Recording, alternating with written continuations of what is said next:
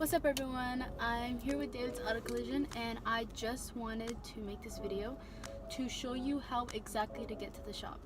The shop is one of many buildings in this area. It's like a warehouse. Any app that you use only takes you to the entrance but leaves you out on the street. You have a hard time being able to actually find the shop. So that's what I'm going to show you today.